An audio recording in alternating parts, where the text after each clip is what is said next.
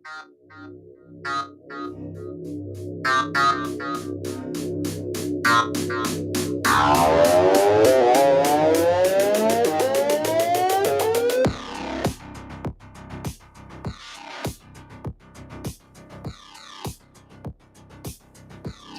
guys, welcome to Cancel This, April 19th, day 102. Glad you're joining us today. I'm Vic Faust alongside Tabitha Hassel, Eric Johnson en route, Scotty Gherkin on the boards, and of course, Lizzie Sparks in our chat room. If you want to jump in, of course, we'd love to hear from you as well. If you got comments, jump in. You can participate in the live portion of this show. Of course, you can catch all of our original content at cancelthisshow.com. You can get all of your viewing platforms as well as your listening platforms right there on cancelthisshow.com. We're ready to rock and roll as we do on this hump day. Happy hump day, April 19th. As we get set, we are packed today. Coming up in about 15 minutes, we've got one of the best criminal defense attorneys in America, Scott Rosenblum. He will join us, friend of the show. We're going to talk about, as Tabitha likes to say, the stand your ground law. It's the Castle Doctrine, right, Tabitha? Yes, it is. Got a case out of Kansas City. 84-year-old man shot a teen on his porch. Now he's having to turn himself in. We're going to break that case down, why he's being charged. Then at 8:30, we've got the Stricks. They will be video conferencing in with us this morning. Catch you up on the real estate world and all things going around, of course, in this country, society, you name it. At 9 o'clock, Scott Ouellette, the author, speaker, podcaster, 20 years on Wall Street, become a Ukraine-Russia war expert, and Trump information. We'll get into all of that at 9. And then if that wasn't enough, at 9:30, our marketing director, Alex McCarthy from Raising Sales, he joined us for our AI segment on Friday, which was fantastic. If you haven't seen that yet, we're really trying to lead the way on that AI, the artificial intelligence. Check out that episode as well. You can see that. Then he's going to explain the NFT aspect of things going on. Donald Trump's NFT sold out in record time for millions of dollars. What is NFT? Why should you care? The digital gold explosion. And Web3. Let's not forget Web3. You and it your all Web3 ties together. I didn't even know that. We're going to learn something today, Tabitha. You're going to explain Web3. Okay, we're packed. It is cancelthisshow.com. This wouldn't be possible without your donations that you can make to cancelthisshow.com and our advertising partners. Check them out right now. And now it's here, the unveiling of the latest Carroll House lifestyle collections. I'm Brooke with my sister Amy, inviting you to see 3 football fields of the latest styles. Our new lifestyle collections are premium quality furniture made exclusively for us and available only at Carroll House. The attention to detail is unmatched, and so is the value, nearly half the price of a typical gallery store. Plus, get free financing, delivery, and in-home design. Carroll House, because you like nice things. Kathy O. Big Strick, owner of Experience Real Estate Partners with eXp, has been one of St. Louis, Missouri's highest selling groups for 26 years running. In that time, Kathy and her team have successfully assisted an incredible 4,000 families. So if you're thinking about buying, building, or selling, be sure to put Kathy's group and their experience to work for you, and you can expect to be moved. Just give her a call at 314-276-SOLD. That's 314-276-7653, or find her online at experience-re.com. Winty's in the Chesterfield Valley, if you don't know, is a family-owned business that has been around since 1994, serving some of the best chicken wings in town, no joke. Also known for their fresh burgers, pizza, and incredible smoked meat. Top-notch happy hour specials are included, plus live music every Friday and Saturday. Oh yeah, you can also enjoy their spacious heated covered patio. It's Winty's in the Chesterfield Valley, 18,000 Chesterfield Airport Road. As all of you may know, the home of the Cancel This studio is located at the all-inclusive private jet hangar, Strategic Air Services. Founded in Chesterfield, Missouri, they take pride in offering a meticulous approach to private aviation through services that fully manage your trip from takeoff to landing. Strategic Air Services is more than just storage for your aircraft. They offer state-of-the-art amenities to its members and guests. When you are not traveling, you have the luxury of enjoying their world-class gym, conference rooms, lounges, and so much more. Strategic Air Services offers an unparalleled luxury experience for all things private aviation. If you're looking for a new place to call home for your aircraft, give them a call today at 636-400-7601. Again, that's 636-400-7601, or visit their website at strategicairservices.net.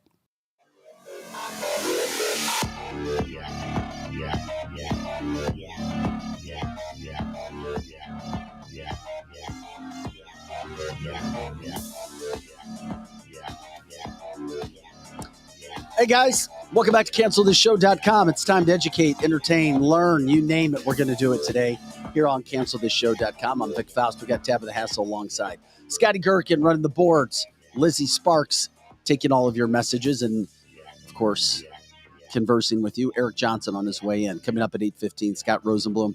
Of course, then we got 8:30, the Stricks in the studio. Kathy L. Big Strict with Experience Realty. Also, coming up at 9 o'clock, Scott Ouellette out of the East Coast area, 20 years on Wall Street. We're going to get into the financial industry, what's happening in Ukraine, Russia, why the United States should have no business there in the first place that you're not hearing in the national media or world media for that matter. Plus, coming up at 9:30, our marketing guru from Raising Sales, Alex McCarthy, will be joining us to talk about NFTs, why you should care, and Donald Trump's record-setting pace in regards to selling it. I cannot wait. Got a lot of it going on. We do have catch-up business here. It's a national story. We're based out of the St. Louis area, of course, Monday through Friday, 8 to 10 a.m. Central Time is when we are live, but you can also catch us anytime, 24/7 at cancelthisshow.com.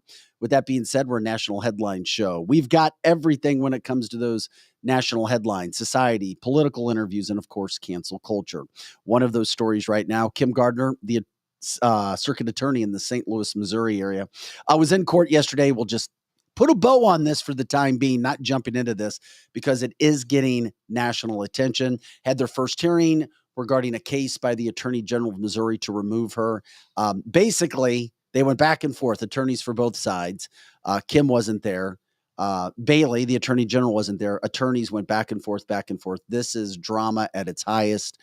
Who can be witnesses? What kind of information can be shown? So what you have right now is a trial date has been set. It was not thrown out. The judge could throw it out in the next week, but I'm telling you, I'm hearing from the attorneys in there that's not going to happen. Of course, Gardner's camp wants it to be thrown out. So we sit back and we wait to see what happens when this trial is supposed to begin and they start hearing witnesses. And in the midst of all of that going on, something that kind of blew my mind yesterday, and I don't know where this is going to go, if it's happening around the country in different spots. We've heard about a proposed state takeover of St. Louis City because it's a disaster. Yes, it is. Kim Gardner's office is a disaster. They would admit it.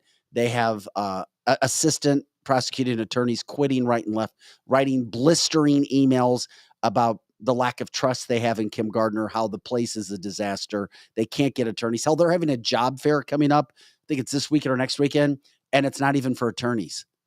It's for other miscellaneous jobs. No, what attorneys are going to work in the circuit attorney's office under Kim Gardner or through all of this catastrophe? Now, once they get a new person in place, that'll be a whole different story. But I know where you're going with what could potentially happen. Well, the state takeover is one thing that's been put out there, and we would have to wait and see if that would be allowed through some state senators. But in the meantime, in the St. Louis area, and it's interesting from a national perspective, it's because these kind of things could be happening in other cities around America. St. Louis just could be leading the way.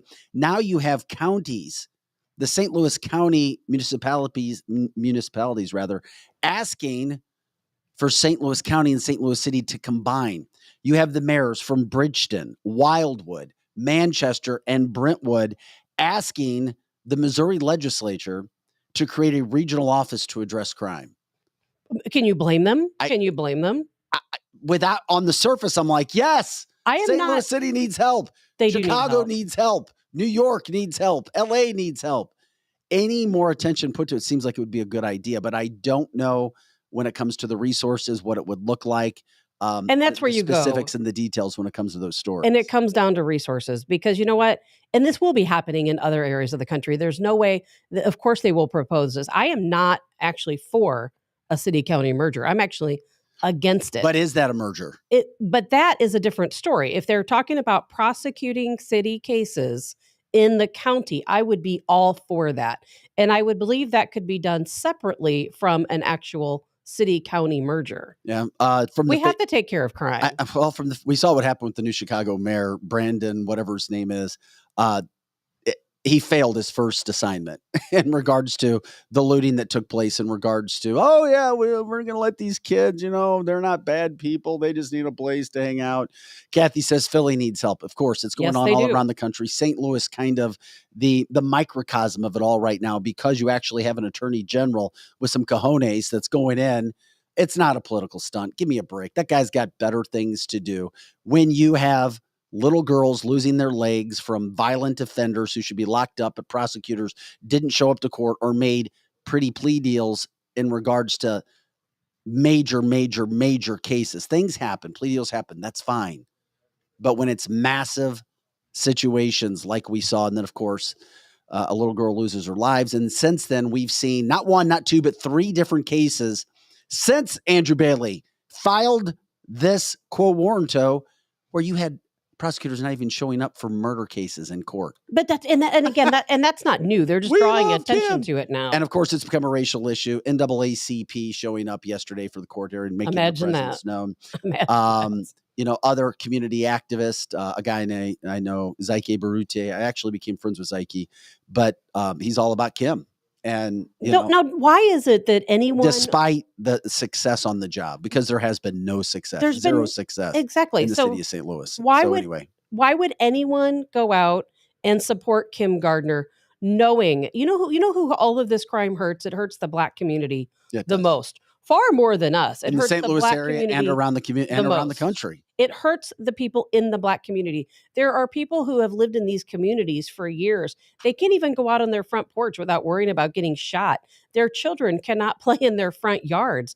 They have no peace whatsoever. They have to sleep at night with one eye open, thinking at any time bullets can come through their neck. So why is the NAACP and all of these other groups supporting Kim Gardner? It makes no sense. It makes no sense. No, is it because she's a Black prosecutor? Well, of course it is. She's the first Black prosecutor in the city of St. Louis. So they will protect her at any cost. Because she was elected, they say. Even at the cost of their own lives. Maybe.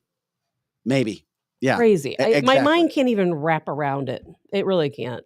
I know it's a tough situation. We're dealing with it. We just wanted to hit that. We're not talking about this all day on this podcast. Right. We just wanted to set the stage. It's a story that's going to continue to move, shake, who knows, up and down, all around. It is interesting, though, because the attorney that most recently quit did say yesterday that she has more than 3,000 pages of damning information against the circuit attorney. She's not a Republican.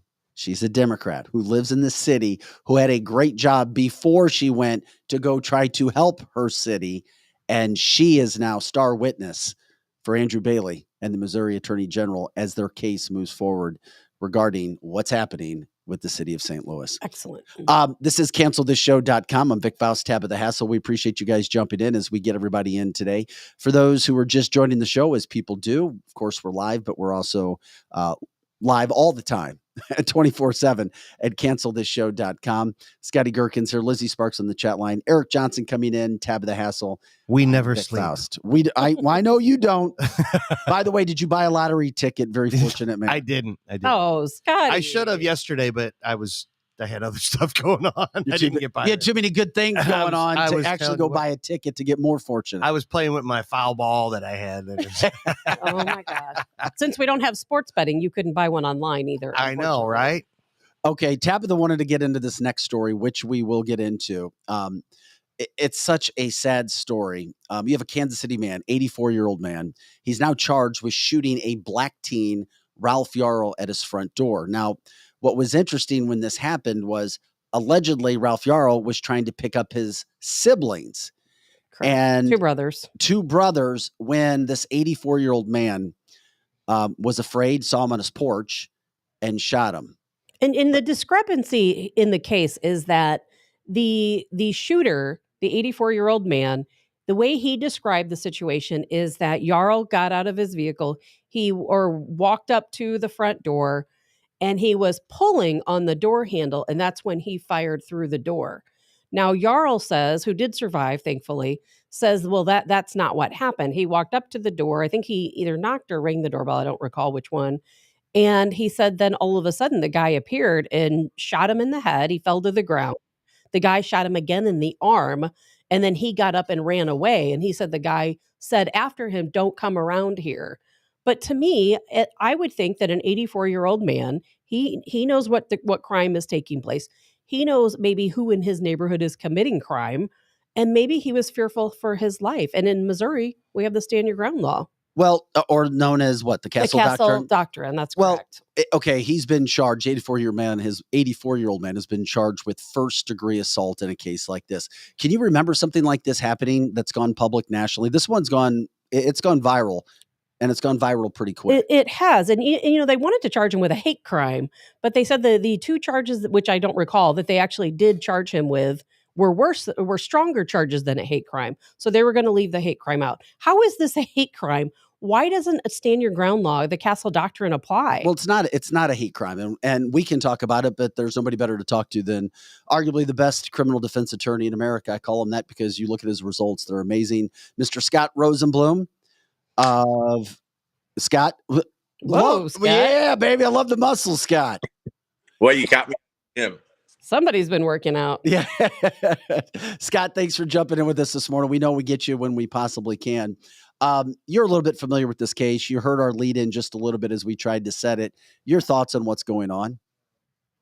Well, I mean, the stand your ground is become a catchphrase. It doesn't necessarily mean you can just shoot randomly. So basically what it means in Missouri is simply this. There's no duty to retreat. And it also applies to a determination as to who the initial aggressor is. For instance, if you're the initial aggressor in a self-defense claim, you can't use or claim self-defense unless you regain the right to do so because you've withdrawn from the altercation. So generally what the Castle Doctrine means is you don't have a duty to retreat. You don't have to run away. However, there's still a component that you have to be reasonably in fear of death or serious bodily injury. Mm-hmm. So reasonable determination. So you just can't look at someone and assess a threat based on nothing. Mm-hmm. You still have to show, the burden is still on the state to prove that you did not act in lawful self-defense, but it gets confusing. You still have to show that your actions were reasonable and that there was a reasonable belief that you feared death or serious bodily injury. First of all, Scott, you look all jacked up today. No one's gonna look at your guns. You're gonna be going to court on those things. Damn, dog, you look good. Anyway, I love hearing this, but we are in a time when we are seeing things on TV like young gang members beating the crap out of middle-aged women. We're seeing things where police are getting hit in the back of the head. I mean, I feel like you have to almost be offensive to be defensive these days. It's like you're always in fear of your life these days down in St. Louis or these metropolitan areas. The Castle Doctrine is more like don't mess with my house, but no, it's not. It's about don't mess with your person on your personal property. Okay, well, in your home or in your yard. Yeah, I understand that, but can't I go to a judge and say, "Look, do you understand what's going on in society today? This guy is fearful of his life. He's now approached by two whatever people. One guy, one 16-year-old. And he's just that's one scenario of a million all of a sudden. Do the judges in the courtrooms now say, yeah, we're living in a different time? Or are they just like, no, the law is the law? Well, first of all, the Castle Doctrine applies in your home, in your car, or place that you have a lawful right to be, such as okay. That's how the Castle Doctrine applies. With respect to judges, the judge's determination in self-defense cases is the instruction that's going to be used to give to the jury. So after a jury hears a case, if the defense asserts self-defense, and typically you have to do so by having your client testify unless there's some other statement that would apply. But if self-defense applies, then the burden shifts to the state to prove it wasn't beyond a reasonable doubt that the defendant did not act in lawful self-defense. However, when you say you live in fear, that fear has to be reasonable. You just can't walk down the street. Have you seen the news lately? I mean, my God, it's crazy. We didn't have this. This was not the era back in 1980 and 1990. You didn't feel in fear of your life. And it's just like socially, don't you think that we have like this decay that makes everybody want to put a little Glock 9 in their back pocket just to stay safe? Not that they're evil people. It's just like, if I'm going to go to the Blues game, I need to protect myself. Does that make sense? It makes sense, but that's contemplated in a jury instruction. So there's something called special matters, and what the mindset of the accused or the defendant is relevant. However, it has to be reasonable. For instance, if this 84-year-old man had seen the 16-year-old boy in his neighborhood previously doing something suspicious or breaking into a car, that could be contemplated as to whether or not his actions were reasonable, or whether or not it was reasonable that he did fear serious bodily injury or death, or if he was aware, even if, for instance, the neighborhood watch on Ring camera started publicizing, be on the lookout for young African Americans that are entering homes or breaking into homes, that could be contemplated in his mindset. But again, the fear has to be reasonable. You can't look across the table at Vic this morning and say, you know what, it's dangerous outside, and as Vic reached for whatever his cell phone, take out a gun and shoot him in the head. That's not reasonable. Right. Now, if you and Vic had this altercation in the parking lot, and it was a heated altercation, and he threatened you, those threats can be taken into account. Okay. And if he reached into his pocket for his cell phone, you could reasonably believe that he was going to harm you. And then so that everything has to be based on some unreasonableness. You just can't look at someone and say, because you're living in a dangerous city, that you can shoot them. It just doesn't work. I think he's going to be convicted, Tabitha. Oh, well, here's the thing, Scott, and I know I'm sure all the details of the case. Like I was just explaining to these guys, the discrepancy is the 84-year-old shooter. He claims that Jarl, the 16-year-old victim, walked up to his front door and attempted to open the door. I think he knocked or rang the doorbell, he attempted to pull the door open. And at that time, he fired, I believe it was 2 shots through the door, one striking him in the head, one in the arm, and then the kid got up and ran. Now, when they asked Jarl, who of course did survive, he said, no, that's not true. He rang the door. I think he said he rang the doorbell a couple times and was just standing there and never attempted to pull the door open. Wouldn't that make the potential difference between whether or not the castle law doctrine applies or whether it doesn't? Because I would think that an 84-year-old man being approached by someone coming to their door, attempting to open their door, should have the reasonable doubt that they were in fear. So again, whether the castle doctrine applies, the castle doctrine will apply because he's in his home or in a place that he has a right to be. The issue is whether or not his actions were reasonable, or whether the response or the amount of force was reasonable to the circumstances. Also, the castle doctrine applies if you believe that somebody is in your home or in your car committing some sort of a felony.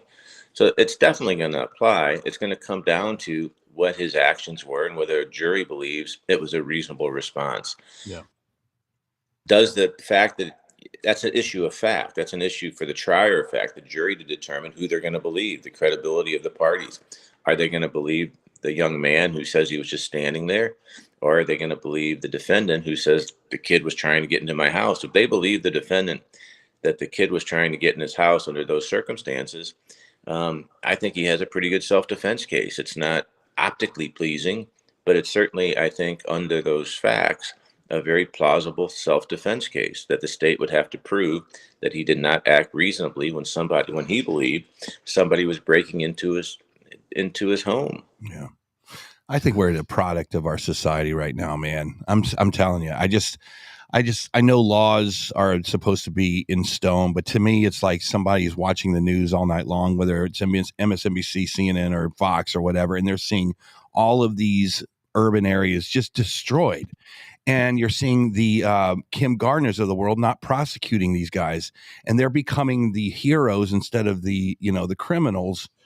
And I just don't know how. And then you're seeing juries like the jury that indicted Trump on whatever's going on up in New York, and you're just like, man, the law is just it seems so biased towards criminals these days. I have to take care of myself, and I just don't know how that dynamic fits into our court system. I mean, it seems like everything is kind of changing. Do you feel like that's changing in courts, or am I just being a little bit too pessimistic here? I think you're being a little bit too pessimistic. I mean, the law, I still believe in the jury system. First of all, there was no jury that indicted Trump. That was a grand jury. Right. That's a probable cause determination, which is a very low standard, just that a crime is probable cause that a crime has been committed and he committed it. Now, I don't think he should have been indicted. I think that was stupid. But not on that particular crime, there was others to choose from. Right. Having said that, no, I still believe, look, violence in cities is nothing new. I mean, if you go back and look at the homicide rates in the city of St. Louis, there's been ebbs and flows for years. The incompetence of the prosecutor down there, that's something recent. That's new. But hopefully that will be resolved one way or the other. Either the voters wake up and figure out that this isn't a race issue. This isn't black or white or gender. This is just about competency and those supporters of Miss Gardner's that just blindly support her. They need to wake up and figure out that they're the real victims in this. Mm-hmm. No doubt about that. Hey, you think that case is going to go forward, right? The judge yesterday gave both sides some time to get some more information. And I have supporters of Kim Gardner telling me it's going to get thrown out. It's like, no, it's not going to get thrown out. I don't believe it's going to get thrown out. They filed a motion to dismiss, and that's a pretty tough standard. The judge basically has to assume if the pleadings are true, that if the pleadings are true, whether the case should go forward. And there's enough there to determine whether or not it was either intentional or willful, the conduct of Ms. Gardner. So, yeah, I think the case is going to go forward. Now, it's still a tough burden. It's still a tough hill to climb to prove that her actions were willful or intentional and just not a matter of just woeful ineptitude. Yeah, but at some point, isn't that enter the conversation? You think it's like that you have the AG from Missouri going after, I can't imagine Parson likes what's going on in St. Louis. Isn't there just this kind of momentum that's just piling up to take her out of her job? Is that it's just like it's coming from her assistant attorney. Her assistant comes on Channel 5 the other day and says, I'm quitting my dream job because this place is just a nightmare. I mean, doesn't all of that stuff eventually add up? And she just seems like she's there's toast. A law burden. I understand that, but it seems like it's coming from her from a lot of angles right now. I mean, if you had to prognosticate, what would you say about that?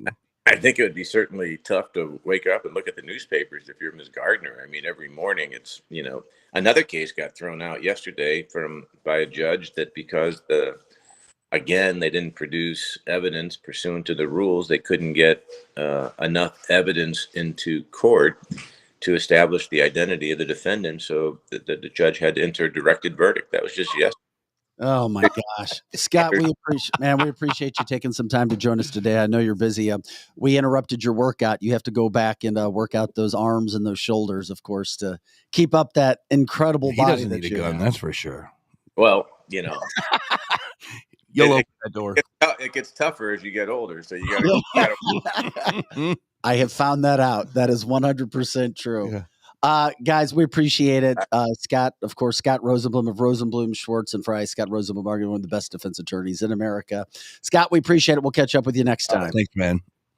Always good to catch up with Scott and get some information. I know you're pissed about this whole thing, Tabitha, and I get it. Well, no, I'm not. I'm not, because I want the truth to prevail. Okay. If the 16-year-old was there truly to pick up his brothers and he did not attempt to enter the residence, then I hope the person that shot him, I don't want to send an 84-year-old to prison. Doesn't this fall into the same bucket as the illegal aliens that were around Texas, and the guy shot apparently the illegal aliens who were on his property, and now he's being charged with murder down there? It's the same thing.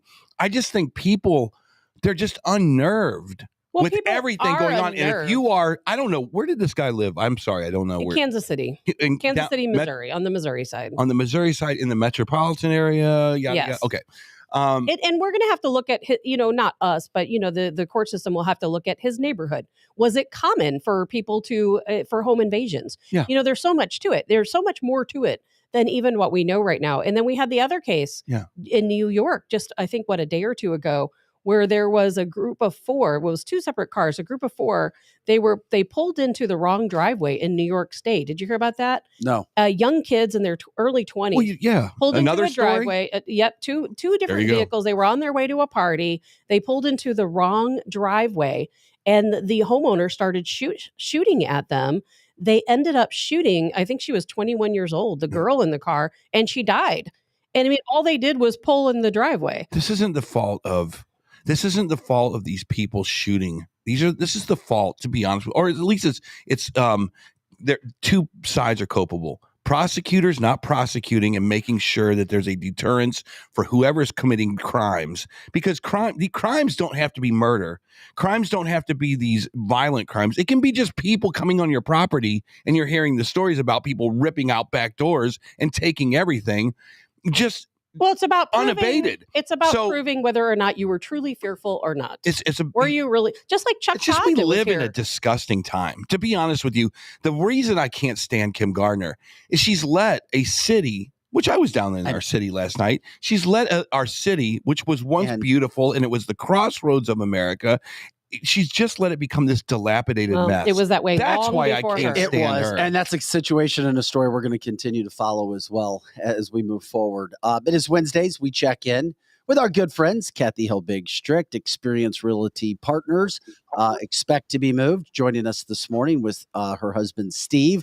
Whoa, there they are. Yeah, mortgage expert and owner of New Age Wellness. Yeah, we had him in studio. We're still working on our laptop issues. Oh, okay. So we got him in studio today. Hey, guys, you look great, even when you video chat with us today, and we love it. Good morning. Thank you. Kathy, I saw a headline from Reuters, U.S. housing market stabilizing as single-family home building increases and permits surge. Nice. Yes. So everything drives, those type of headlines drive from the new construction starts. Mm-hmm. So new construction starts were down last fall when we deem it as buyers went on strike, when the interest rate shot up so suddenly, so fast and so sudden. And so builders all of a sudden got slow. Home starts were slowing down. They were catching up with their pipeline, but they're back on fire again right now because our spring market took off so slowly that a lot of people turned back to new construction this spring. As soon as you get past the winter months, you start dreaming about your dream house and going and hitting developments and stuff. Anyway, so that's really given them another boost for this year. We're also seeing the same thing in the resale market because we took off so late. What we're starting to see inventory come on the market now. I just checked this morning. We were always hit like upper 300s. We hit upper 400s for the last 7 days of new properties. Woohoo! But that's still quite a bit less than what we typically see this time of year. So we're back to seeing a lot of multiple offers, but weirdly, you'll have a couple of houses that didn't sell and then they're sitting there. So, all right, here's the question. Let's go here. Sure. Let's start top level. Interest rates versus home prices. Are both of those coming down? What do you see? Because we have two people on our line right now that says still looking for a home. Boom. Mm-hmm. So are the obviously you just said it yourself. When the interest rate was at 9, no one can afford it. If the housing prices went up because they thought they were going to get top dollar for their house, no one could afford it. Are housing prices coming down and interest rates coming down at the same time? And before you answer, if you're still looking for a home, give Kathy and her team a call. 314-476-SOLD. 314-476-SOLD. They will guide you. Countless experiences were great. I'm sorry. Yes. No problem. I don't know who you're going to get if you call 476-SOLD. Yeah, that'd be bad. Thank you. My 900 business. No, I'm just kidding. Real estate's been slow. What can I say? Yeah. Kathy's her OnlyFans page. I love it. Yeah. This is the first time I'm figuring this out. That's all right, Steve. Just go with the flow. I'm going with the flow, man. Just enjoy the money. Anyway, back to the Exactly. conversation. No, home prices are not necessarily coming down in St. Louis. I can't say that for everywhere in the country, but we saw a stabilization of home prices towards fall and early spring. We did see price reductions starting to happen, but now again, with rates ticking down just a little bit, we're definitely not, in the 8s. We were hitting close to 8 when we're at the height of the buyer quote strike. So we're seeing people with interest come back again, and because we just still don't have the inventory, prices can't go backwards because more than one person is going to want the house. So just to give you a snapshot of the deals I've been working this week, one had 18 offers on it. Wow. One had 24 offers on it. Damn. One had 9 offers on it. We have several listings that have gone under contract we had one that was listed 850-ish, got offers in the 930s. Yeah.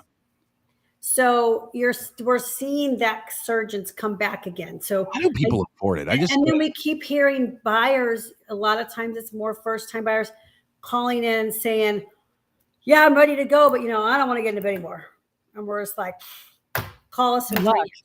Call us in 3 years if you don't want to get into bed anymore, because unfortunately that's what we're going to see. Well, isn't that where the new home market comes into play? Is like, okay, I'm just going to go get someone to build this thing for me. Yes. There you go. But not everybody has the time to do that, nor does everybody have the ability to have the money to put down, because builders are getting more stickler now about wanting their 10% down. They got away from that for years. When they were hungry, they made deals on how much they'd put down. They're not making those deals anymore. And Steve can speak to the rates, because where are the rates right now? If I wanted a house right this minute. Well, I mean, you get the family discount, Eric, but the national average is floating in between 6.75 and 7%. It dropped down a little bit last week, popped back up this week. It really depends on what day you're talking to me. Okay, but we're educating our buyers on the interest rates now. That's why you're starting to see a lot more buyers come out of the woodwork. Some of the things that we explain to our buyers is that yes, interest rates are a little bit higher, but here's a small silver lining that a lot of people don't think about. Is that you can write mortgage interest off on your taxes. Oh, good point. So if your interest rate might be 6.5% today as opposed to 4%, guess what? You're paying a little bit more in interest, but you're able to take that against your taxable income. Hey, Steve, before Tabitha asks you a question, can you remind people how they can get in contact with you as well? Sure. You can call me directly at 314-374-0770 or steve.strick@nafinc.com. Guys, I'm seeing something new. I'm out there looking every day at every single house that pops up on the market. I see them all, trust me, all across the state of Missouri. All 2 of them. Exactly. There might be one a week that pops up new. And of course, I know everybody's going after that house, so it is very competitive. But I've started seeing something new, and it says under contract, but still accepting offers. Oh. What exactly is that? What does that mean, and how does that work? Good question, Tabitha. I can educate people on backup offers because they do work. I encourage you to do backup offers in this market. The problem is that we went through a time frame where they weren't hardly ever used. And so most of the agents aren't educated on backup offers, and that they really didn't come back into play until these last 2 years. So what it is that once a buyer's already secured a house and is in contract with that seller, there are different milestones throughout that contract before they get to the closing table. And there is a percentage of times that the contract falls out, depending on which milestone that we're dealing with. And so it's not a bad idea for a buyer to still negotiate a contract with that seller that's contingent upon the first contract falling out. So here's why people don't do it on both sides. Buyers think, well, I don't want to get tied up in a house and I don't even know for sure that I'm going to get, and then I'm going to miss out on all these other one houses that come on the market, right? So they're confused. And what they don't understand is that it's not binding to the buyer. it is binding to the seller. And again, I'm talking our Missouri contracts, Yeah. but it's binding to the seller to say, listen, you're the first guy in line. If something goes wrong, you get first right of refusal on this house at the terms we've pre-negotiated. Yeah. Which is why you want to negotiate a good backup contract. But if for some reason in between the time that you're notified that the other people have fallen out, you want to back out of that contract, you just have to give a written notice and say, I'm out. I'm going to go buy a different house. It's taken too long. I thought it was going to work out. I hope they've fallen apart, but you guys negotiated your building inspections. It's not looking like it's falling apart. So thanks, but I'm going to go my separate ways. Right. You can do that. But this isn't happening for all homes, or is it happening for all homes? Is it maybe just some homes are at some real? Some are advertising that they're Right. looking for backups. They're always because taking that's them. an agent that's willing to do a backup. Okay. The problem is agents, sorry to say, but they don't want to waste their time. They don't understand them sometimes enough to be able to explain it to their customers. And so they just, don't worry about it. So it would Or be a lot of worth it. times I get this, Tabitha, I hear this Yeah. phrase all the time. Well, I got a bunch of backups. And I'm like, oh, okay. Yeah, I got all these agents telling me if it falls apart out, they're going to write a contract. And I was like, that is not a backup. Backup is in writing. The Right. terms are already negotiated, and it's sitting there ready to go if you Right. fall through. So if do you have to go call somebody back and say, hey, my deal's fallen through, you've lost your position for negotiation. That's a big deal. It's a You know, big deal. Is it worth it for a buyer to actually write that backup contract? Because Yes. so they do have an option. It potentially could come to them still. I see it happen probably 15% of the time. Yeah. So you got 15% shot that house that you missed out on is going to become yours in a couple of weeks. More often than it used to. And here's the thing with writing more often than it used to. Here's the thing with writing a backup contract, guys, which is so important. Strategically, if your backup contract happens to be even better than their first contract, and it's in writing and it's sitting there looking at them in the face, they want that first contract to go away. Yeah. So whatever that seller can do to make that first contract go away, they're going to do. But if you're that agent on the other side going, hey, call me if anything falls through because my buyer will want this house, that's nothing. So as the listing agent, I'm not going to become a really harsh person to negotiate a building inspection with. I'm not going to push the buttons to try to make that first one go away, because that's a bird in the hand for this. Maybe once it falls apart, I'm going to get something in writing, and then what are you going to offer me? Yeah, I mean the whole backup thing is it's just playing the game. On our chat line, a lot of people are saying that this seems like a wealthy person's game, that no one's going to bat. I'm just surmising now that no one's going to bat for the ordinary person, that who's on our side. And that's a fantastic. Are you typing in that into the chat line, Eric? No, I am not, because I hold on. Why do you think that's fantastic? Well, no, I think that I think that there are right now we're in a weird place. Ordinary people want to know, and when I say ordinary, people that have 9-to-5 jobs and they're looking for it and they're willing to spend money to get but now you're hearing these stories of the 18 people bidding on a house, and it's like, well, how the hell does But what does that have to do with the realtor, though? That's what I'm trying to get. I don't understand. Well, I think you're meaning the real people. So in other words, the people that aren't dripping in wealth. Correct. Don't have a chance at winning the 18 offers. Is that what you're getting at? Correct. I'm that saying makes sense. So that's not a it's realtor's almost like fault. I'm saying there's a market out there of us ordinary people. Yeah, a lot of us. that would like to go someplace and buy a house as well, but have the opportunity. And I'm not saying, I mean, I get it. It's a house is something you go in and strive for and you go and work towards. What advice as a realtor, you're like, I'm a realtor of the people. What house do you want? Let's go get this thing. If you can't get that house, let me give you some other options. You see what I'm saying? It's like, what is some of the advice of someone?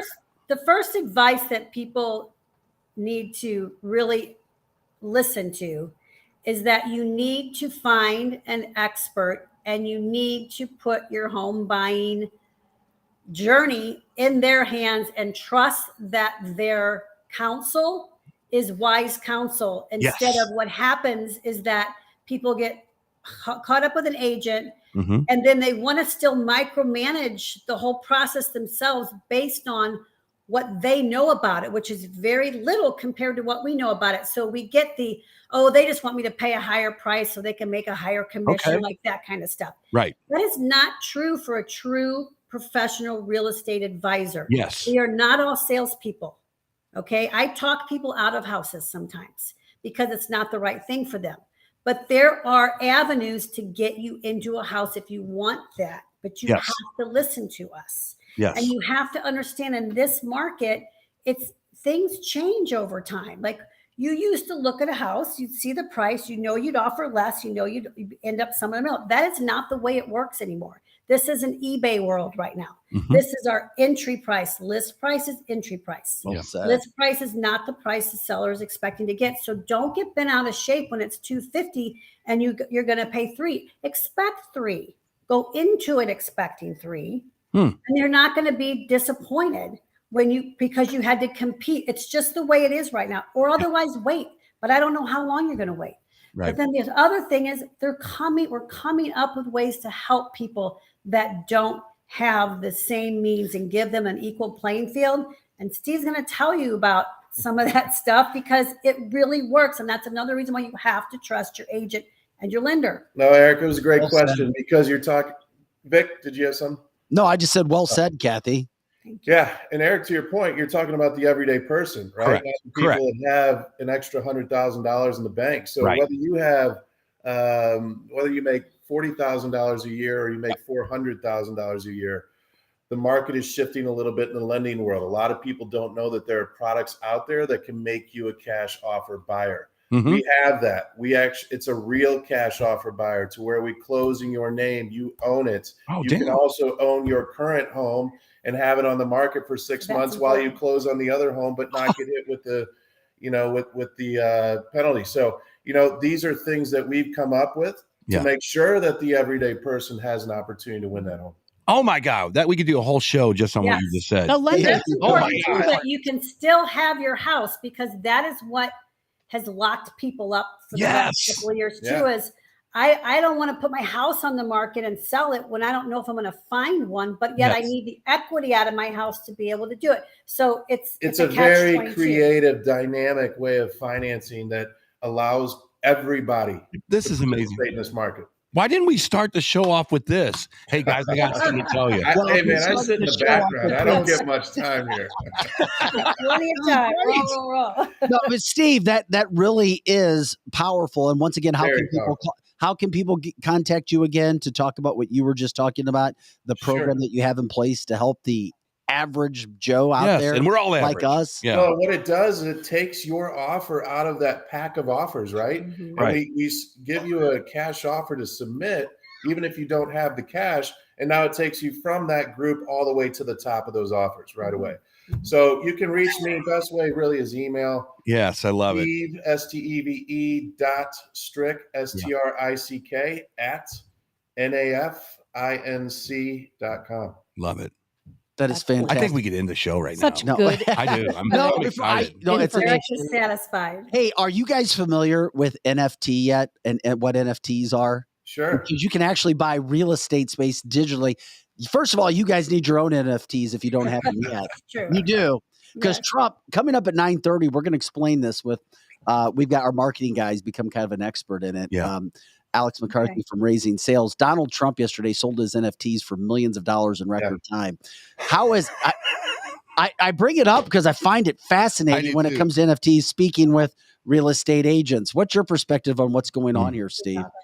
So I mean, it's been a topic actually for years now since the NFTs became all the rage. But yeah, they're coming into play to where each home could have its own NFT, and Mm. then the person that owns that NFT could get paid residual income every time the home sells. So What? yeah, it's pretty Wait, wild. I told you, Eric, I had something It's else. all part of Web 3. It's Web 3. This is nuts. You know, we could have Yeah. a cancel this NFT. There could be a Kathy Helbig's experience Oh, for sure. NFT. You know, you can go out into Super World and you can buy the actual properties, just like you said, and you pay real money for them and you own them. But just like the crypto market, I mean, very volatile. It's the crypto. NFTs Yeah, got it's crypto. crushed, Yes. Yeah. I don't you even know, understand it. recently. Yeah. All based on Ethereum. Remember Eric, you could have your own NFT. I know it's so complicated though. Remember when Magic Johnson says, if I can't walk to my window and understand the product by the time I get to my window, I'm not buying into it. I don't even understand what it's all about. It's changing the real estate market to some degree because about I guess a year ago, what is it? A friend of mine said to me, he said, instead of your parents selling all of their real estate property, turn them into NFTs and sell them as NFTs instead of a typical real estate transaction. And people are doing that. I feel like I don't even want to ask the question. Ask the question. I don't know. I don't even know what question to ask. It's like a real transaction. It's like trying to figure out string theory. We're going to give you a lesson at 9:30, but I was curious if it was affecting the real estate world, if Steve and Kathy knew about it, and if they had their own NFTs. Okay. We hear a little bit.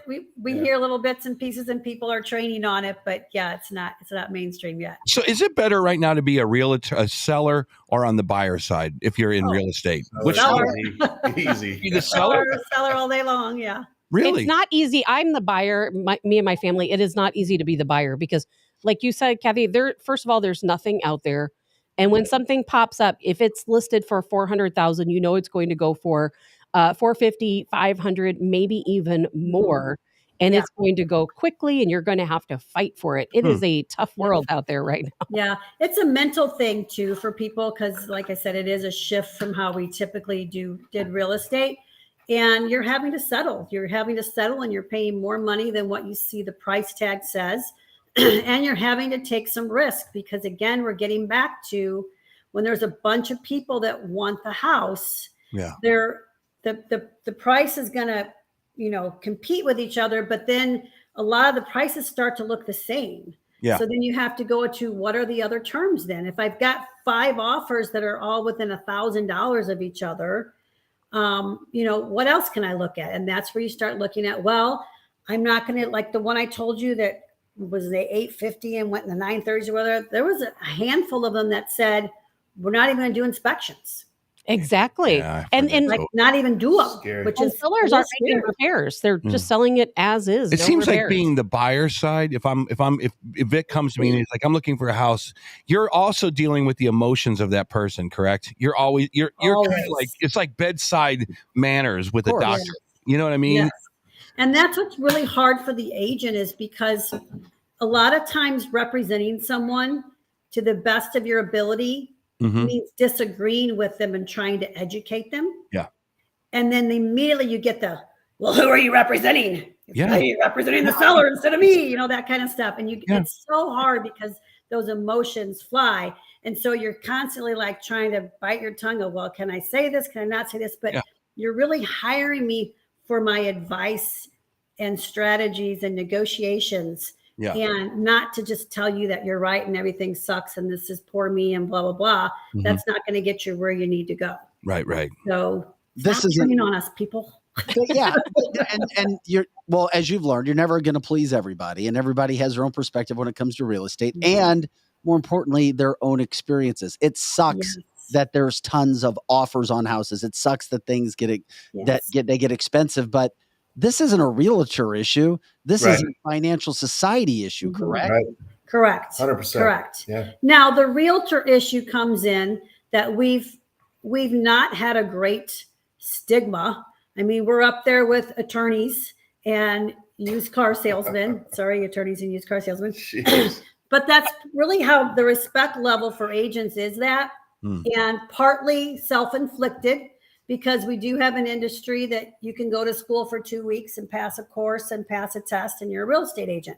Okay. And there's not as much barrier of entry. Yeah, the barrier of entry is low, so that if you did have a past experience that wasn't great because you were involved with an agent that maybe didn't know as much as they should have known, then moving forward, you're always going to have that side eye look when you're dealing with an agent, right? Until you run across one that's done a good job. But the problem with the industry in itself is that there's so many pieces to it that the agent is directing, but we're not in control of. Mm. And we oftentimes are the cat that gets kicked when the appraisal comes in low, the building inspector missed something, those type of things. And it always is like, well, you referred the building inspector to me, so it's your fault, that kind of stuff. Here is looking for an agent similar to looking for a doctor then? Because, and I'm just going to say this, and I don't know if this is true or not, but if I go to Zillow and make that phone call gets spread out across the region, from what I believe. It does. Okay. And then so all of a sudden I get this random person, like you said 2 weeks ago, was in class. They don't know what the hell they're doing, but they're like, yeah, I'll go let you in the house to take a look at it. But now you're on an adventure with them to buy this house. Whereas if you call someone like your office and say, I'm looking for a house, I'll let you know which house I find. Find which is your best realtor in here that is cool, competent, and knows how to deal with it. Is that a better idea? Yes. Than calling on Zillow? Yeah, experience matters. 100%. Doing some research, see who's got some stuff online, find some things that shows some credibility, so that that, to me, it's all about repetition. The more you're doing something, the more you're learning, because every deal has a weird curveball to it. I wish our deals were smooth. We had a closing this week that we went to the closing at 9 a.m. Yeah. Everything's fine. The closing pictures are up. Hey, congratulations. 3:30, we get a phone call.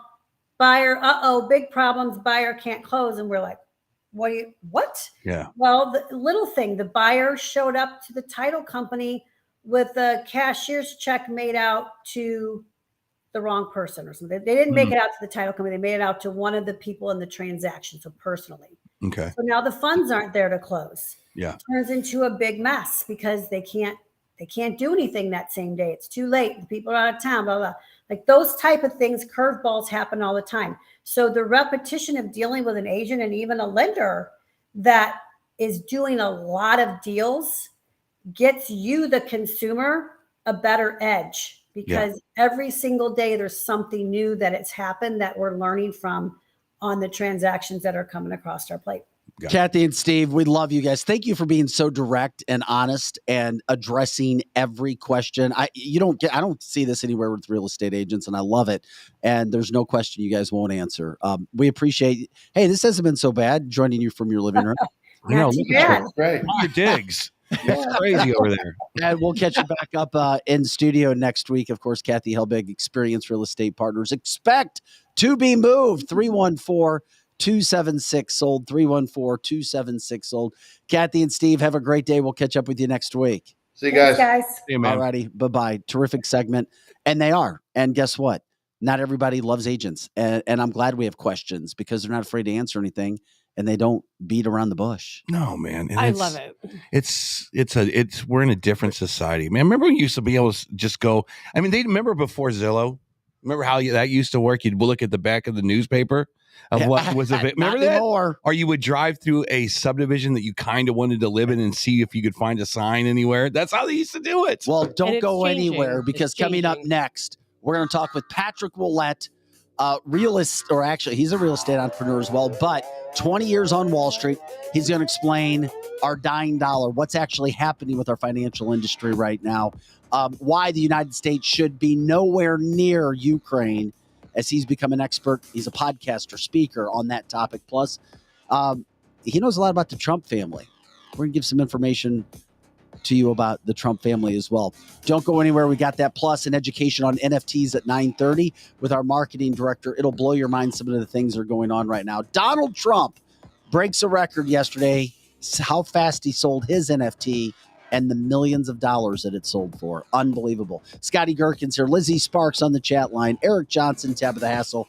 I'm Vic Faust, back with Patrick Ouellette right after this. Don't go anywhere.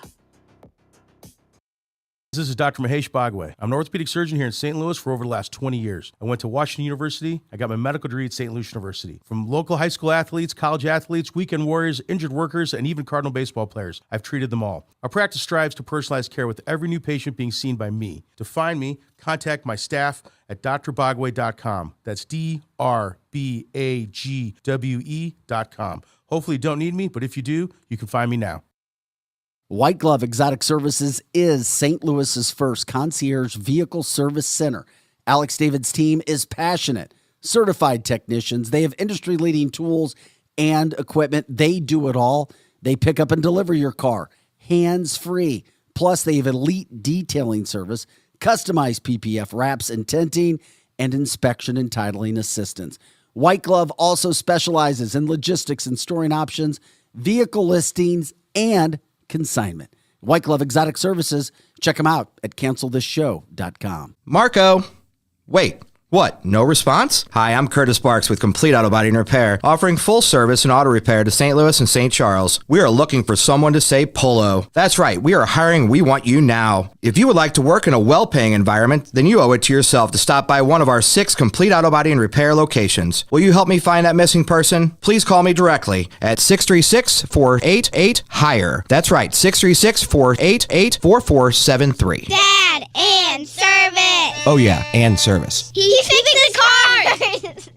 Carroll House has the largest selection of solid wood with the hottest new styles. Real furniture that's built to last, like our solid bedrooms, living rooms, and dining from Kincaid. Our volume enables us to save you a lot of money, especially during solid wood sale. Plus, get free financing, fast free delivery, and free in-home design.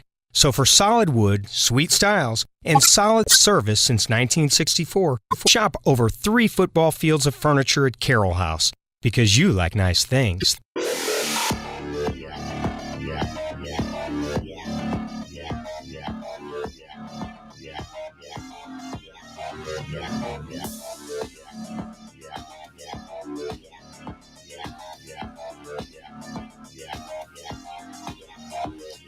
Hey guys, welcome back to the show. It's cancelthisshow.com. As always, you can catch all of our original content at cancelthisshow.com. We appreciate the partners who do advertising with us, as we just showed you. If you need any of their products, please jump in, let them know as well. And a special thanks to Complete Auto Body and Repair. Complete Auto Body and Repair, 6 locations across the St. Louis area.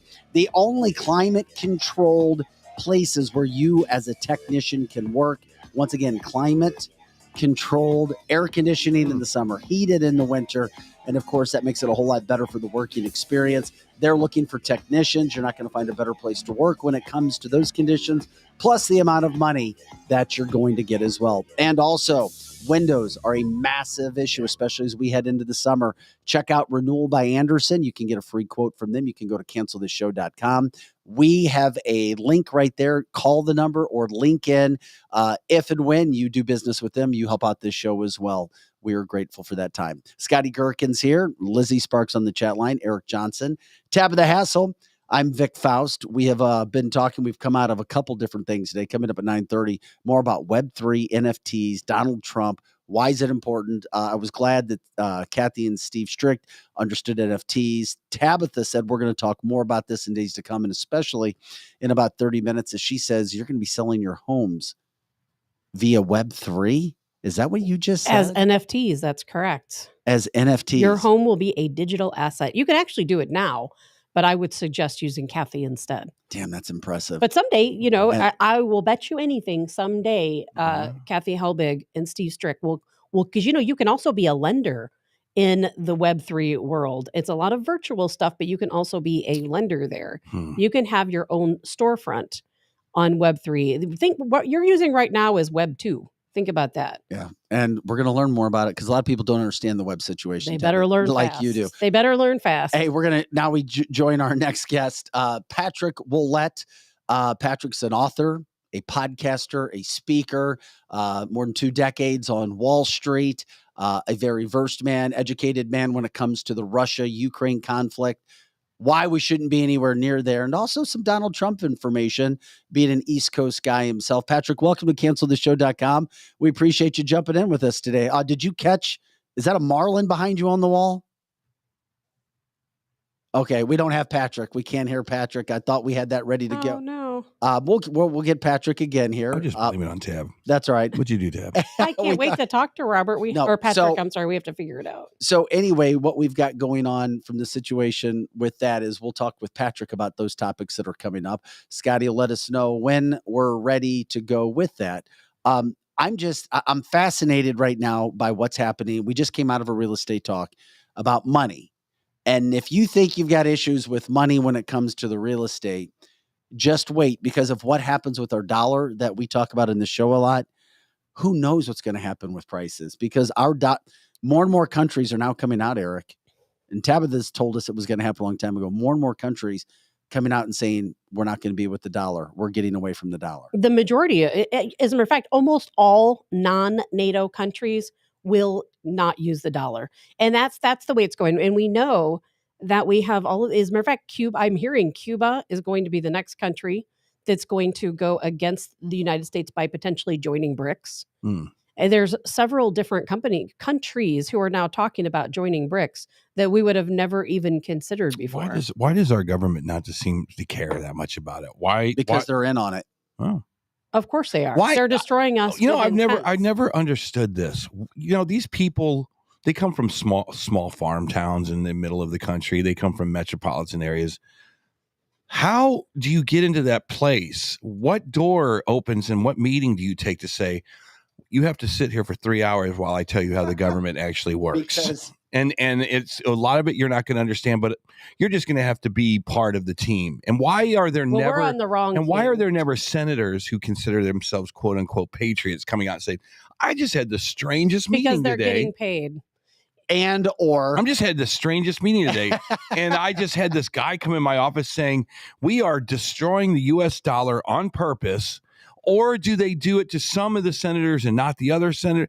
What can senators do? You see what I'm saying? What can they do? I mean, they can say, I had a meeting today saying that George Soros just came in and said we're destroying the country. Okay, backtrack a little bit. Think about again, and I know I say this all too often. I just say it sounds alarmist, a little bit alarmist. The Democrat Party is a regime. They are a controlling regime. So it's just the Democrats? So yes. Oh. The Democrat Party is the controlling regime. I'm not saying some Republicans aren't as I'll tell you bad. what, I've seen a lot of Republican bills that had a lot of spending in it. So it's both. And I'm not. I don't trust anyone in Congress. As not you to mention, know. Why is it always the government? Yeah, the government spends its ass off. On tax day yesterday, we brought in $4 trillion and we spent $6 trillion. So we lost $2 trillion yesterday. Well, things are just on tax day. So I get that, but you have to understand. Things are going to change, Eric. They're changing very rapidly. It's changing very rapidly. If you're flying an airplane and an alarm goes off in the console, you're going to look at the alarm and go, oh, damn, we're losing engines. The alarm has already gone off. We've already lost our engines. Right. We're past that point now. Okay. And what's getting ready to happen, we're getting ready to see the greatest power shift. Just like I've said before. So our government's just letting it happen. Every empire has fallen. And now it is our turn, and we are going. This is leading into the talk with Patrick. We are going to fall, which is why it's happening. Eric, you're a pilot. You love airplanes. You love flying. You've lost one engine. You've lost a second engine, and we're coasting, and we're in a free fall. And agreed with that. I don't know how you get the engine back on. Trump. I don't know if there's an eject button that you can hit with the emergency parachute. First thing you do is you not. But it's going to happen. Okay, well, and there's nothing that can stop it. Right? To me, I can't even speak about what I just asked about the senators and the House of Representatives and the executive branch. To me, it's these dumbass people in this country that are voting on Roe versus Wade and on stupid social issues. If what you're saying is all small potatoes, if what you're saying is true. Then it's the dumbasses out there that are voting they're on brainwashed. Okay, it's propaganda. Well, then you better. I'm trying to explain to you what's going to happen. Okay, well then there's no hope. Is what I'm saying. I never said there's. I didn't say. I said there's no hope. Well, if you'd let me explain, I'd explain what the hope is. Okay, here we go. You said it's Trump and a ship. Because we have right now the Democrat regime in charge. The Democrats are in charge, and they're a regime. They're not a political party. They are a controlling regime of this country. Yeah. And the only way when they took this country by coup in 2020 by going against Donald Trump. Okay, what was the coup? And the coup was the voter fraud. Okay, we have a problem with that. Fraud. Yes, we do. We have a problem with what you're saying. Point. No, it was a coup, and they took this country by force. You better be very careful what you say. I don't have to be careful what I'm saying. You better be damn careful because there is a precedent now of a major company almost paying $1 billion in fines. It doesn't matter. Saying I'm not blaming it on Dominion voting. What I'm blaming it on is I'm blaming it on mostly Bernie Sanders supporters. And I can say this legally and legitimately without fear because Bernie Sanders supporters have been very vocal about it. Okay. They have vocally said, hey, Joe Biden, we got you this seat. It feels to me like the Dominion the Dominion and election fraud allegedly. It looks like to me that officially election fraud didn't happen in this country. If you look at all the sources that this story went fraud through. Absolutely did So we happen. can't say that anymore. It is was what a I'm saying. coup. No, we can say you can it feel all. that. But then how did it You're happen? wrong. No, I get it, Tabitha, but how did it happen? How did it happen? What exactly happened where you say it's fraud? Well, now? I've explained because you can't say it's voting machines anymore. Well, actually, I can. No, but how? Not with any legitimate. Yeah. Because of what's the precedence that's been set. To me, that was just a vehicle used and it sucks. in the cheating. I'm not dissuading your feelings, but on the it's not my feelings. It's a fact. Because you guys do you think Fox News wanted to pay $1 billion? You asked me a question, but then you guys keep talking. No, I would love to explain it. The way that it happened, and yes, if you watch 2000 Mules, you will easily see exactly how it happened. Bernie Sanders supporters said, they came out publicly and said, we won this election for you, Joe Biden. Now you have to follow our very far left that is liberal policies. The way that they won is they got in key positions in the Postal Service. They took over key positions within our election stations. They took over ballot harvesting. These people staged a coup against the Republican Party, against the Trump administration, and they took control. That's your feeling. No, that's a fact of what happened. Not according to Drew Collins. Oh, seriously. But here's the thing, though. It is a fact. It's been proven. It's a fact. Right. We already You got to give them their due. Your vote doesn't count. Eric, you got to watch 2000 Mules. I will. Okay, but here's the thing. Even with 2000 Mules, though, where is it in a court proceeding? Exactly. Because it's the nowhere. Democrats Because rule. I know, but this why. is the problem, Tabitha. What you say is 100% right. Look in at my another opinion. country. I agree with it. It's happening here. But I'll give a better analogy. If a tree falls in the woods and nobody sees it or hears it, did it make a sound? Exactly. But that's not the case here, though. It because is that's the not a case. good analogy. And because the the reason why 2000 Mules is not going to court in any frame or fashion. I know, but it's not because no one heard it. It's because plenty of people heard it. But it's because the court systems didn't. It's and that's because what matters. Because we have to think of ourselves as a different country. In other countries, you have a regime that is controlling your country. Yeah. They control your police forces. They control your military. They control your court system. They control the Congress or Parliament or what so be in that country. And that's what's happening here. The Democrat regime controls our judicial system. Okay. You will never hear about it in court. But then why? Well, we just did, and they lost. Well, of course they lost because it's a Democrat-controlled regime. They control, and they control your media. They control your media. Basically, it was like this. It was Dominion saying, we're the ones that own the machines. Prove that we did anything to screw up the election. And they looked under every rock. And they're like, well, will you take $1 billion? We'll settle out of court. Trust me, there's a lot of people being paid off. A lot of money but Tabitha, circulating. This is what happened with Fox News. It's a great example. And I don't like it. I don't like it. Well, they settled out of court. I'm just telling you right now, because of the settlement and not going to court, because they would have gotten destroyed in court. Tabitha, they would have been destroyed in court for the reporting that they did do. Because you can never prove something like that. But here's... How? You cannot prove then it. You can't It's called say discovery. First of all, yes, you can, because you can have an opinion and say anything you want. Right. But yes, I don't blame Dominion as the sole factor in why the election changed. It was the touch point. It's a vehicle. It's just a vehicle. It's like when you eat a French fry. It's the vehicle to get the ketchup to you. The Dominion voting is just a vehicle. It was the people who did the fraudulent activity. Tabitha, the people behind it. My concern is this. Because of what happened yesterday, because of Fox News, and it was all over the place, being made an example out of, paying, as Eric says, just under $1 billion so that they didn't go to court and lose their freaking network. It's a lot of money.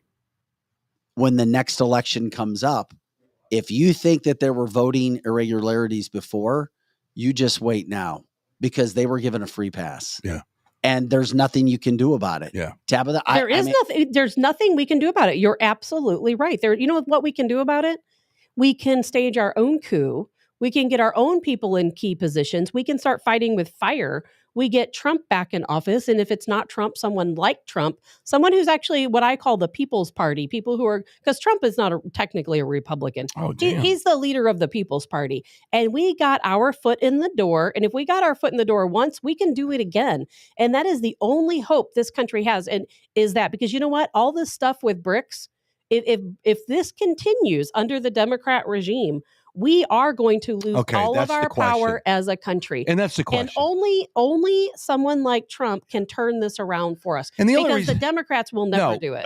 To be honest, you are spot on. But here's the deal: is right now you just got every liberal on the planet saying you have no credibility anymore because you just lost that court case. Now, that being said, you can make a case for, okay, well, Hunter Biden and the entire Biden regime family, that's being uncovered. That is something you could talk about saying that's real. That's true. If you recall, I've never really talked much about Dominion. You haven't. If you talk about, I've as a matter of fact, I've never really talked about Dominion. Right. Because to me, that's not what the catalyst was. The catalyst was the people, the ballot harvesting, the people who in several counties fed the ballots through the system 2, 3, 4 times. That's where the problem is. That's how the cheating and they weren't legitimate ballots. Right. When the recounts happen, they're just counting to make sure that they counted correctly the first time. Yeah. It's not counting or checking to see if said person is valid, legal, alive voter.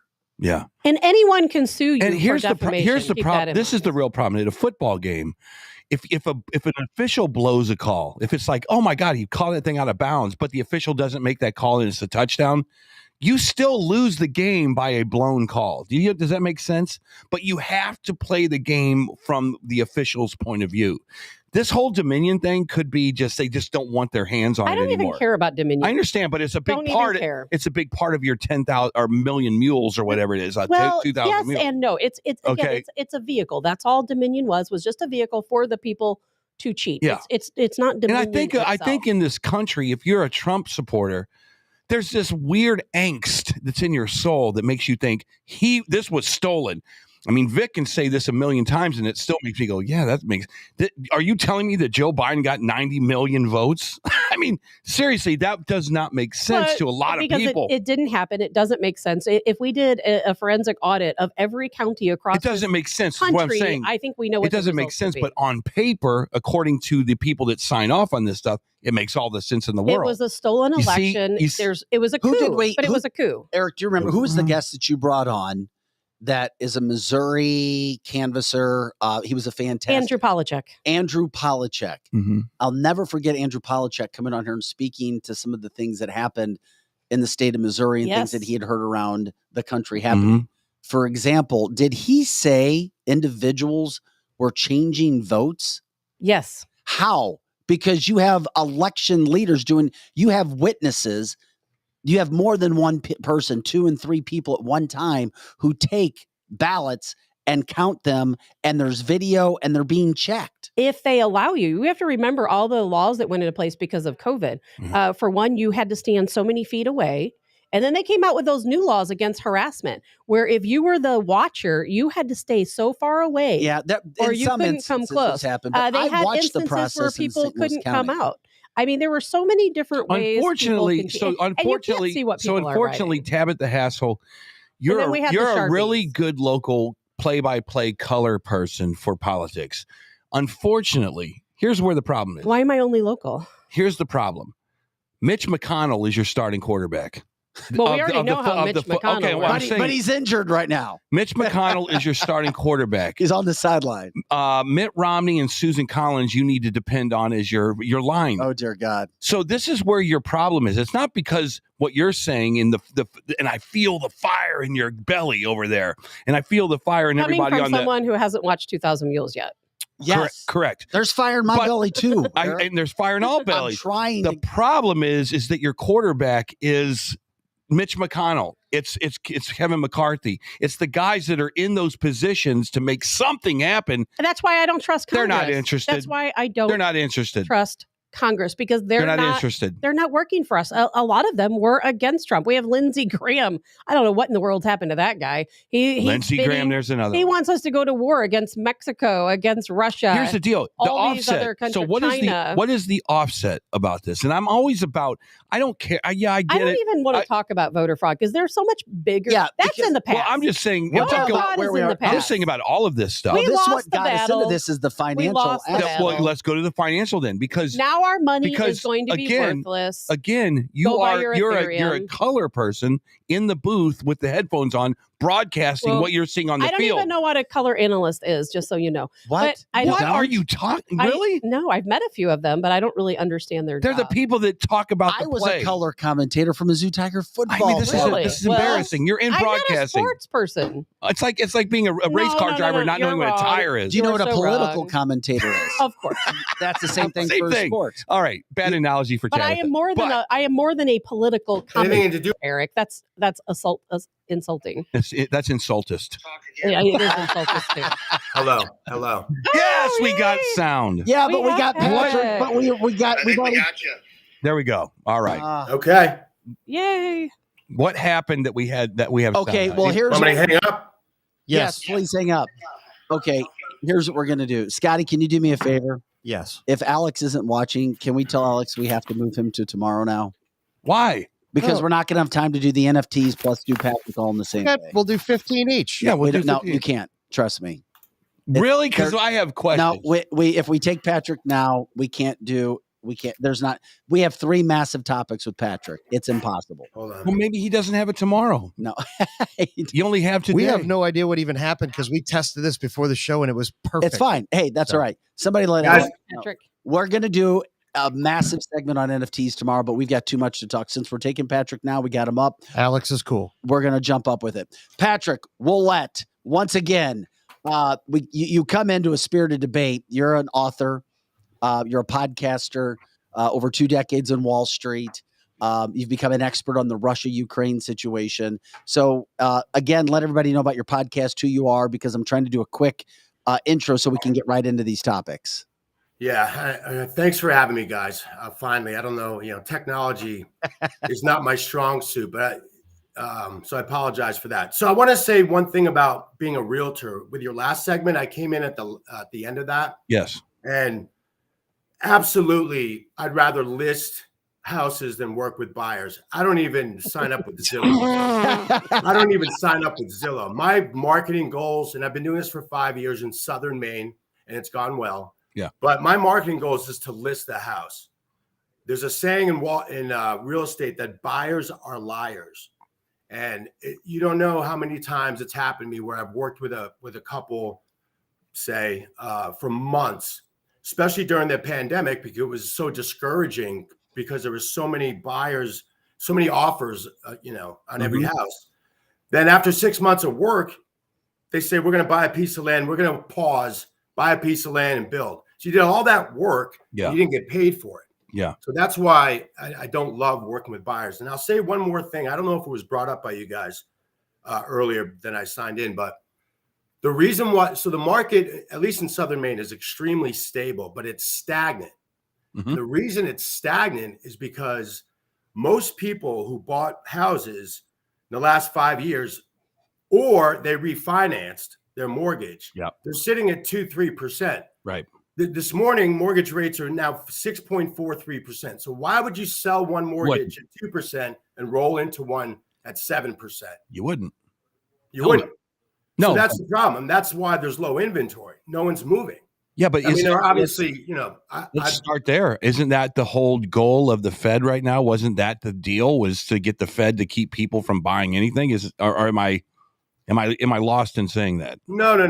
You're not lost in saying any of that. In fact, we're going into many things that might sound like a conspiracy, but it's not. And that, that's the problem with today's world is, on my podcast, I use a lot of words like totalitarian, authoritarian, Marxism, and that's not familiar language in America. No. So either folks who on the other side who hear that think that, I'm a radical crackpot. You're crazy. I'm crazy. I'm racist. You're racist. Yeah. It's very familiar language with our listeners. Trust me. Great. Great, because that's exactly what's happening. That is the beauty of that kind of language. The beauty of that language is when someone like me, when I can get it in context, because Marxism via the old Soviet Union might not be the same Marxist that we have today in the United States. So the context is always important.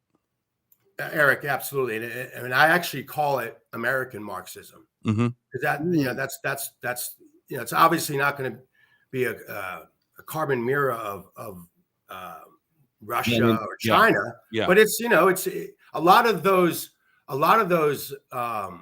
ideas are definitely spreading around this country. I mean, you talk about the Chinese offices that are in New York City. I talked about this almost a year ago, and nobody cared.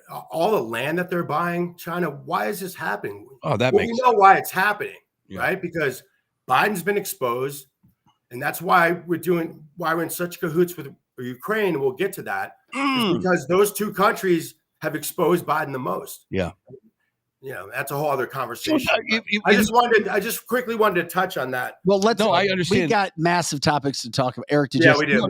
No, it's not a question. It's just from this point forward, listening to you, I'm in why mode. I hear what you're saying, and I understand. I even see what you're saying. China moving in here and all that.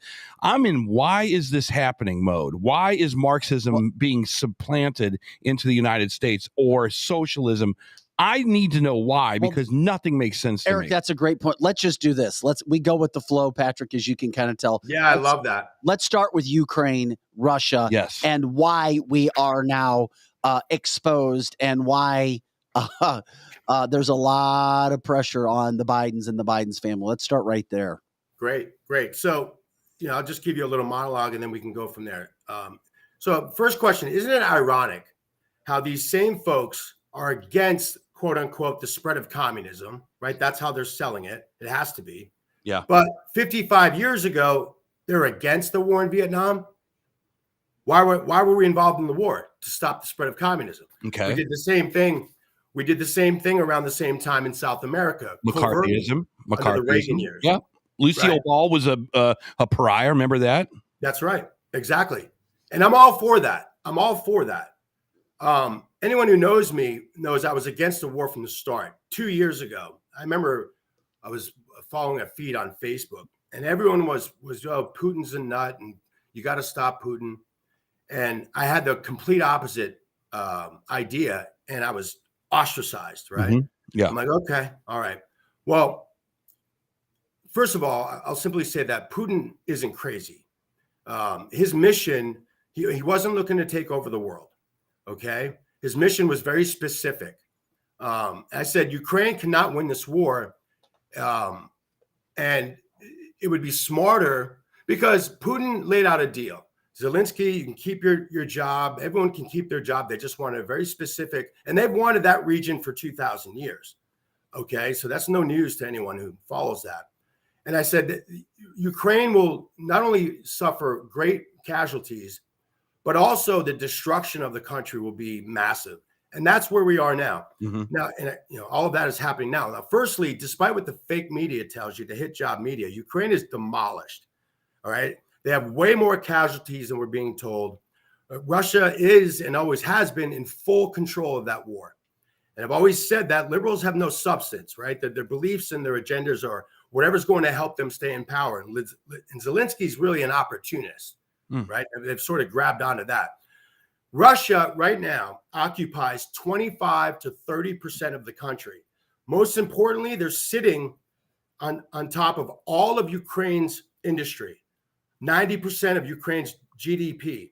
In other words, everything that produces income for Ukraine of any real significance is under Russian control as we speak. Okay, I don't think a lot of people know and that. What are those industries, just to be clear? It's agriculture and what else? Yeah, a lot of minerals. Okay. So understand that when Russia went in to begin with, they went in with a relatively small force. They were just sort of testing the waters, and their goal wasn't to take over Eastern Europe. It was simply control that region, as I mentioned. Mm-hmm. Russians thought by demonstrating seriousness, it would bring the U.S. to the negotiations table. That's what I was saying was the right thing to do. Don't even, stop it before it gets bloody and sit down with these guys, because Putin is a reasonable guy. That's not what we're told, but he actually is. So when that didn't happen, they were shocked. So that's the time period when they actually started preparing for actual war. And they have 100%, hundreds of thousands of troops in Biel, Russia, Western Russia, and of course, Southern Ukraine. And what are the Pentagon leaks? You can discuss all you want about, how did that person, first of all, everything's overclassified. Okay. And the people who have access to these documents shouldn't have that type of security. That's the first problem. But really, the big problem is what it revealed. There's three biggest things. And one of those things is the Pentagon admits that Ukraine can't win. So it's a total.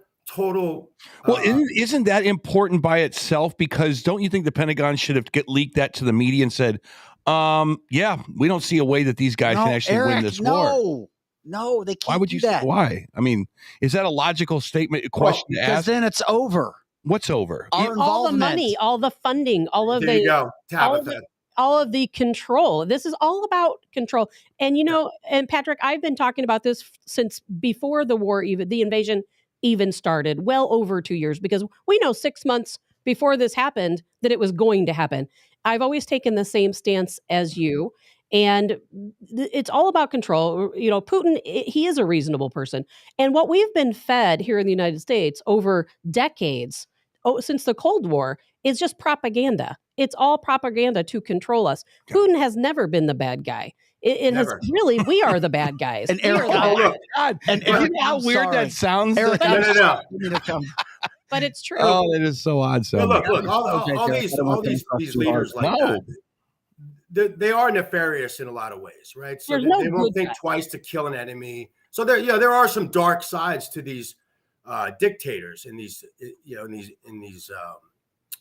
in certain countries, but for the most part, they're not as bad as they've been made out to be by the American press.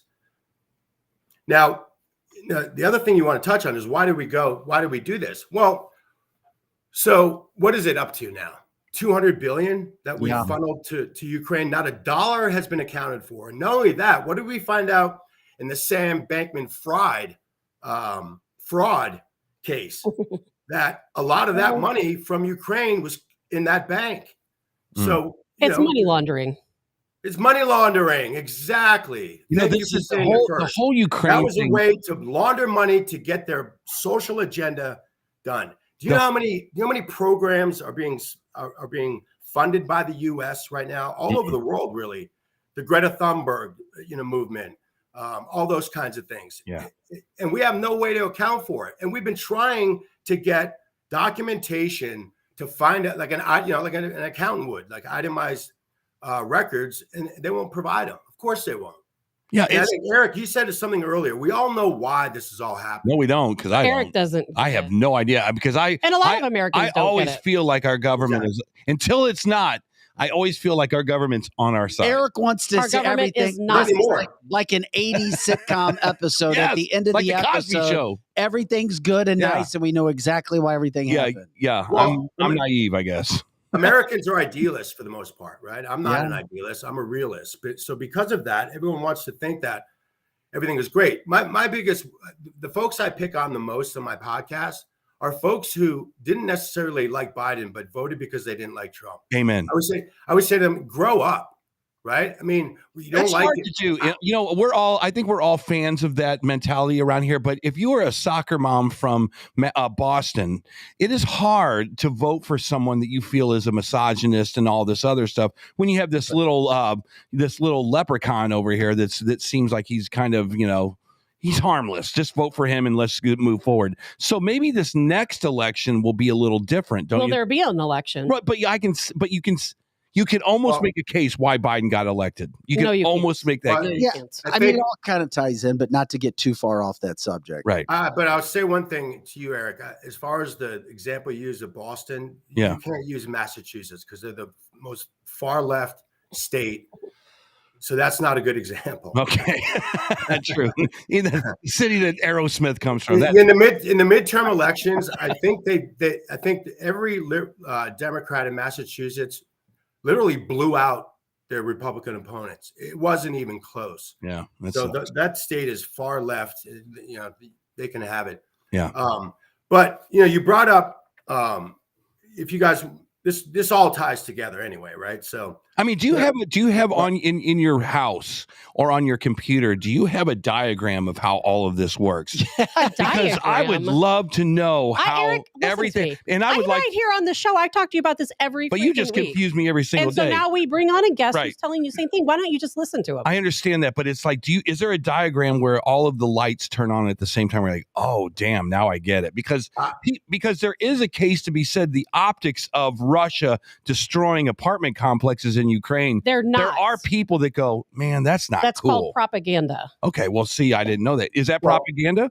I don't know. Is it propaganda? Well, no, but don't forget, they didn't want to go there. They gave us every opportunity to not do what they had to do. That's right. Okay. Every single opportunity. Nothing really would have changed much for Ukraine. Zelensky would have kept his post. Everyone would have stayed put. Buildings would have been, stayed upright. Casualties. There's so, like I just mentioned, there were so many more Ukraine casualties than they're telling us that could have all been avoided. And So it the was an heavy hand of absolute shock to me that we didn't sit down with them in negotiations. The heavy hand of a Donald Trump was a good thing. And even Russia probably thought it was a good thing. He was like, if you mess with us, we're going to destroy you, but we won't make Ukraine a part of NATO. How's that sound? And so that's a major positive in the situation that's going on right now. They tried to do all this, and that's why we're in the situation now. Okay. Putin tried to negotiate all of these things. And Patrick, I try to explain to these guys, mainly Eric, these knuckleheads. No, I didn't say that. that this war was going on long before Russia actually went into Ukraine. They'd been fighting for 8 years. Right. Yeah, absolutely. And again, with a very small force, they were just trying to prove that they were serious about this finally. And, and when did it happen? Under Trump? No, It happened when he went away, right? Because he knows that it would have never happened. And Trump would have cut a deal with him that would have helped, closing the pipeline. Now we have a bigger problem with Germany, who's now sort of siding with Russia. And again, and Japan. Well, Patrick, how long are we going to be in Ukraine now? Well, you heard Biden a couple of weeks ago, for as long as it takes. What does that even mean, for as long as it takes? Destroy the whole country? Kill everyone? I mean, there's no definitive answer. They don't have the Biden administration has spent $200 billion, billion with a B, and has no actual plan. No, there's no plan. How is that making sense? And national media does not call it out in any sense, and local media call it out. They don't even bring it up. Is uneducated on the subject, which sucks. And of course, now you brought it up, Patrick, and I only kind of veer off to our next topic, which comes out of this. You bring up money, and now we have pushed China, we've pushed Russia together, and all these other countries. Oh yeah, let's totally screw the United States and crush that dollar. Yeah, that's my big. Yep, absolutely, Vic. Thank you for that question. I mean, that is absolutely my biggest fear. So when this all happened, I said, you remember right as the 20 election happened, right? I said that folks were getting back to work, and I'm a Keynesian economic. I also studied economics in college, and too much excess of M2, too much money chasing too few goods. That's a very fundamental thing. Yep. That is just going to cause consumer goods to rise. Right. It's a very simple concept. Okay. But right after the election, we were getting folks back to work, and I thought, man, hopefully they don't keep, because let's back up. When I said if Biden wins and they have control of the House and the Senate, you will see a spending spree by this administration like never before for 2 years till the midterms. And that's exactly what they did. And the one that really set us off into this high inflation mess was that the 1.2 trillion or billion, I can't even keep up anymore, right after he got inaugurated. People were going back to work, and he sent them all back home by paying them again. And right there. And, when you have these sort of nefarious spending packages like this, the effects will only they're not real time, right? So they're like 6 months later. And that's exactly, if you do the math, that's exactly, it all lines up now why we're struggling so much. And the fact that we're no longer oil dependent. I mean, look, a month ago, oil prices came down to $65 a barrel. Okay. And then Saudi Arabia announces a couple of weeks ago that they're going to cut output, right? Mm-hmm. What happens? Prices Oil's trading at $82 a bottle. I mean, a barrel, and gas is back up to 30 cents higher. Yeah. So it's all intended. Everything that this administration does is all deliberate, because it goes back to the sort of totalitarian Marxist way, where the leaders and the government officials sit here and they want to. This administration is literally punishing the middle class. Yes, but why? Because they want to keep them down. Why? See, It sustains their power. It sustains their power. Yes, and I don't disagree with that. Their power. I'm literally on all of this stuff, and you can transition anything that you're talking about right now, because you are an economic person. You could go to the border. Look at all the free labor coming over the border. Correct? I mean, I'm sure you stay up at night. And you could look. The best thing that's coming out of the border. Free labor. But do you ever look at the totalitarian? You have cities burning down. You have illegal immigration all over the place. You have Ukraine, like Tabitha always talks about. You have Europe that doesn't seem to even give a damn about the United States that much anymore. You have Saudi Arabia, who used to be our ally, not so much anymore. You have this BRIC stuff.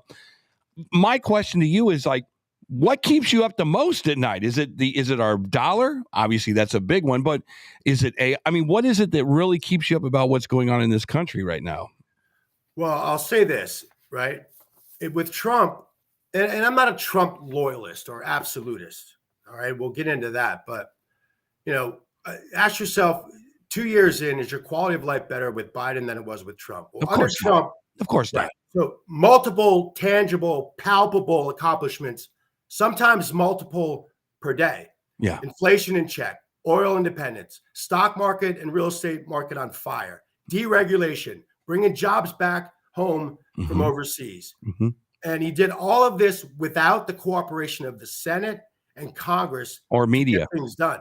Can you imagine this? If the left had a smidgen of common sense, what he could have accomplished. Yeah.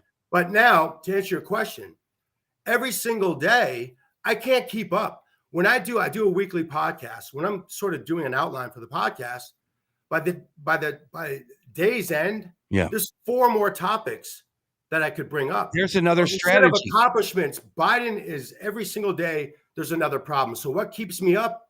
I don't know. It depends what's going to come out that day. And isn't that the strategy? Is you're not going to overwhelm something with a bucket of water, but an entire ocean of news coming on top of you every single day. You just can't keep up with what it's information overload. Yeah, but there's a true agenda inside of there somewhere. You know what I mean? And it's cool for us to speculate. I want to know what that damn agenda is. First of all, Eric, most of the time we're not speculating. And if we could actually listen to Patrick and what he has to say, a lot of it is about the distribution of wealth. It's about, that's what COVID was about. It was about taking money and giving it all, closing small businesses, bringing the middle class down into the lower class, taking all of that money and funneling it up to the top where they can just launder it back into their own pockets. Wouldn't you like that? And I'll tell you a quick story about AOC. So the first year that she got, remember when she was campaigning, she said, I think in 3 more years, the world's going to just explode. Sure. According to AOC. We got 10 years. So AOC, her district, she represents Queens and Brooklyn. Okay. Very, very, a lot of sections. And I'm a New Yorker. I love New York. I I'm not racist. I love New York for that reason. It's a melting pot. And Queens and Brooklyn are a true melting pot. I mean, just every race, right? It's great. Yeah. So, but it's sort of a historically been sort of a suppressed area. Not a lot of wealth in those areas. So Amazon, during her first year in office, said that they were going to build a huge Amazon. Amazon, right in her district, right in Queens, in her district. It was going to employ thousands of jobs, jobs that were paying upward to 150 grand. And Amazon's, idea was that they were going to employ the folks in the community. That was the goal. Yep. And she shut it down. I went to one of her, she does those town halls, and she did one in August, and I just happened to be in New York for something, and I went to it and I recorded it. I did a podcast, on it, not live podcast, but I was in the back. It was very hostile. Yeah. And all these people, it always confuses me. How are Adam Schiff, how are these people getting voted in? Good question.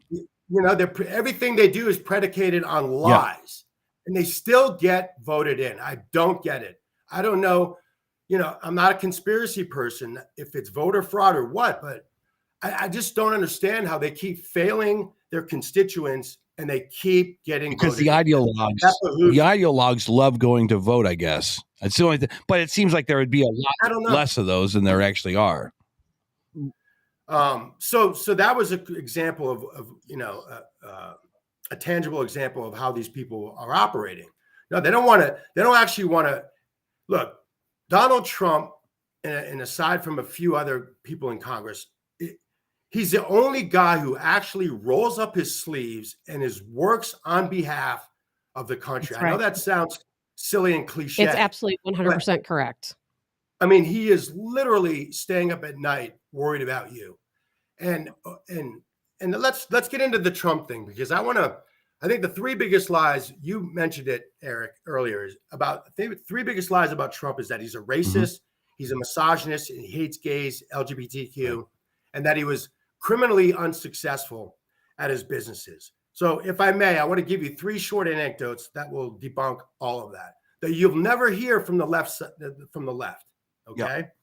Yeah. Now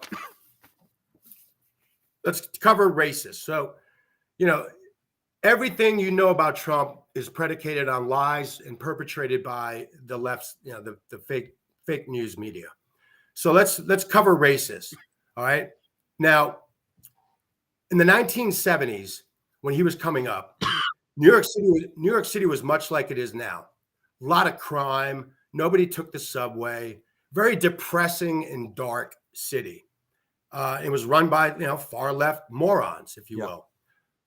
And like now, a lot of police officers were leaving, either just quitting or taking early retirement. And this is right after he had done the Commodore Hotel, which was his first big project.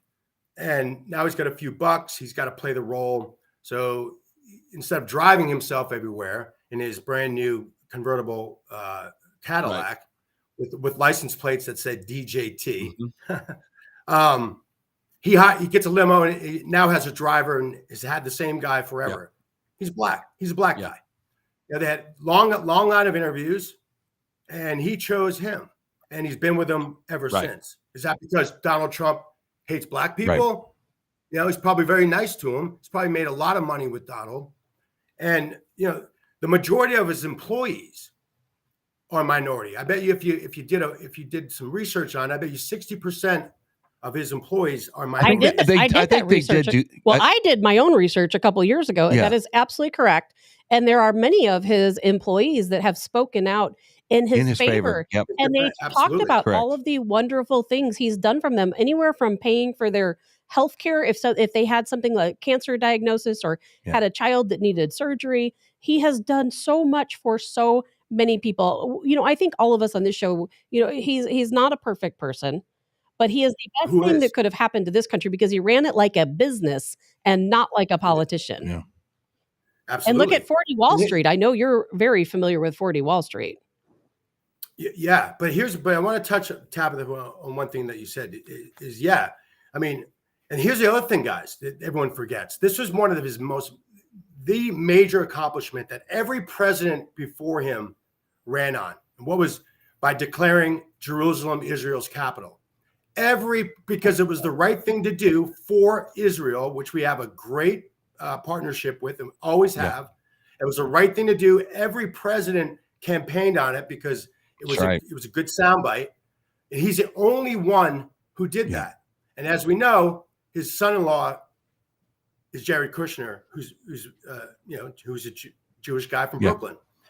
Now, so that's just a couple examples on why he's not a racist, or shows he's not a racist. Anti-gay, LGBTQ.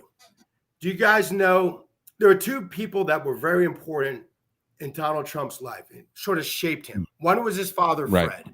Fred was a very hard guy, absolute misogynist, absolutely racist, very successful in business. Okay, but he took a lot away from his father, but not, the bad things, if you will. Okay. Now, the other person, Fred ran his household very transactionally. He wasn't, although Donald was a good athlete and actually a good baseball player, he wasn't teaching Donald how to throw a curveball in the backyard on Saturday. Right. So the other person that was really important to Donald Trump is a guy named Roy Cohn. Okay. Roy Cohn was arguably the biggest, most powerful lawyer in New York in the 20th century. All right. He met him randomly at a club that was very famous back then called the Luck Club, which was sort of more for New York's elite. And Donald very early talked himself into getting a membership for that. Used to tell people to play himself off as a millionaire playboy. And who could argue? The guy was a presence, right? Yeah. But Roy Cohn came to prominence or fame.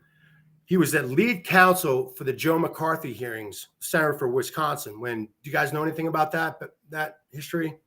Joe McCarthy, the old McCarthy trials, the hearings. Yeah. So Joe McCarthy was claiming that there were hundreds of communists working in our government. Correct. So Roy Cohn, who was 26 years old at the time, but if you saw pictures, he looked 15, was lead counsel. Now, they ended up ultimately losing that crusade. But Roy went back to New York and played that as a win. Because before social media, Roy Cohn knew the power of a headline and how a headline can drive a narrative. Right. He was always talking to the press, always. And, Trump met him and they became very, very close, became a mentor to Donald. It was about a 10-year relationship. And when you see Donald hitting back at people and you say, there's one thing I agree with about Donald. I don't disagree that he shouldn't hit back. I disagree that he sometimes stays on something too long. Yes. Like move on. I think, since we're at this point in the conversation, a person like myself, I don't want to see a damn DeSantis ad about him eating pudding. Okay. And it's like, don't fire inside of the tent was a big Reagan thing. And that was a good principle to live by. So I'm tired of that, to be honest with you. And I'll give you my whole take on that. So real quick to finish up Roy Cohn. So a lot of what Donald does is Roy Cohn. Yeah. When you see him, a perfect example of what Donald Trump taking a play out of the Roy Cohn playbook is his $500 million suit against Cohen the day he got back after the indictment. That's a play out of Roy Cohn. Sue him back even harder because it's going to do two things. If you're dead guilty, then it'll help you settle for less than the actual suit was for. But it also gives the public some doubt. Oh, now he's suing Michael Cohen. Why would he do that? Why would anyone accept a lawsuit against Michael Cohen? So it starts, getting people to start questioning, on Donald's side. Right. That's all Roy Cohn. When you see him, because Roy believed that if somebody says something that's not true, false about you, and you let it lie, especially in today's world with social media, that is what's going to resonate. That might be with changing folks. because there's a lot of stuff coming out on a lot of people that doesn't seem to affect anybody anymore. It's almost like the nature of this short attention span theater doesn't really affect any of these politicians that much. I know, it's amazing. You're absolutely right. Now, my point about Roy Cohn, he was gay. He was very, very gay. And Donald Trump definitely spent a lot of one-on-one time with him. And that says two things. Roy was very professional. Everyone in his inner circle knew he was gay. Mm-hmm. The public didn't know he was gay, but everyone in his circle did. But he never tried to pass his sexuality on to his clients. A very professional guy. But Donald knew it, and Donald would have spent a lot of one-on-one time with Roy, knowing that he was gay. So my point is this. He's not homophobic. Not only is he not gay, that was never the question. Trust me, if you were hanging out at Le Club in 1975 and Donald was there, he would prove quickly he wasn't gay. But if he was homophobic, right, he would have a hard time. That would always be in his mind. Is Roy going to make a pass? And it never was. It never was. The last thing I want to say about misogyny, when he completed the Commodore Hotel, there was a woman that worked for the construction company that he noticed was always speaking up in the meetings and was right. She was always making the most sense. So after that project was finished, about a month later, he's working on getting the green light for the Benoit Teller building, which became Trump Tower. Mm-hmm. And he's at a fundraiser, and he sees Barbara. Her name's Barbara Rez with her husband. So, very Donald Trump-like. He walks over the table, politely, kindly introduces himself to her husband, and turns to Barbara and says, "You're going to be my head contractor on Trump Tower, and I'm going to double your salary to do it." So they kind of laugh it off. Next morning, 8 o'clock, Courier walks in her office with a contract doubling her salary. This was unheard of. To put a woman in charge of building a skyscraper had never been done. Right. Not only that, Fred, who was always involved, that drove him nuts. And I think that's part of why he did it, because he wasn't, in a lot of ways, he wasn't like Fred. Yeah. And he wanted to prove that. And he drove Barbara crazy for 6 months while he built that thing, but Donald stayed with her. She's been with him for 30 years, made her tons And she's of a money. Latino woman, isn't that correct? No. Well, I thought she was. I thought she was Latino or Hispanic. Perhaps. I don't think she looks that. Again, it doesn't matter what color or whatever she is. She's a great human being. She loves Donald Trump. He gave her a once in a lifetime. I mean, the city, when this happened, went crazy over it. It was front page news. Right. Woman's going to build a skyscraper, and he stuck with her. And he's been well known, took a lot of heat for that. Absolutely. Hey, Patrick, a lot of heat. And the other thing about one to disprove he's a misogynist. So early on, when he built the two casinos, Trump Castle and Trump Plaza in New Jersey, those were actually very well run. And Trump Castle did a little bit better than Plaza. And who ran that one? Ivana, his first wife. He didn't know anything. You have to understand, these are extremely, extremely important projects for Donald Trump's image, which he cares very much about. Yeah. And to put women in charge of these things, it behooves me and it angers me when you hear the fake media making these stories up to prove he's a messiah when they don't know the real Donald Trump. Yeah. They just don't know him. And I could go on and on. But Patrick, we got about 2 minutes. For a variety of reasons, we're going to have to end the podcast in about 2 minutes, and we'll have you back on. I mean, I didn't know if you had any final thoughts. I know Eric was getting ready to. Well, no, I think that you can editorialize now of why Donald Trump should be the president of the United States. Period. Discussion over. Best coach Lou Piniella was just this abrasive dude up in Seattle, Washington, but arguably he did a great job managing the Mariners. And that's the same thing is, unfortunately, when you're voting for a president, there's this little thing called decorum that we're always trying to get out of our presidents. And to be honest with you, he just has none. He has zero decorum. But maybe we're at a point of our career in this country where Tabitha's right. We just need to vote him back in. and women who will basically hold the power in this next election cycle, they got to hold their nose, vote them in, and so they can get the lifestyle back that they want to. Would you say that that's where we're at in this country's history right now? Absolutely. And I'll say this. So right after he got, after the Mar-a-Lago disaster, I did a podcast and said, look, all these things, Ukraine, all of his impeachments, all these things are trying to tear him down with. They're not his fault. But I think it is so imperative that we win in 24. Okay. I think it would have been better for him because it's a distraction. Mm-hmm. Right? Every single day you're on the front page, it's Trump, Trump, Trump. I think people were just, again, I think performance-wise, he's the best president we've ever had.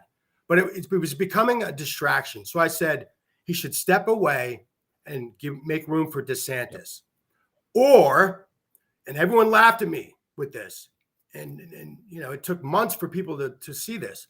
I think the best plan, and I think this even more so now, was for Trump to put DeSantis on the ticket because it is so imperative that we win in 24. Why are we going to spend 18 months beating each other up when we should be unifying? Two heads are better than one. And I said DeSantis was in a tough position if he wanted to run against Trump because he can't criticize him on his policies.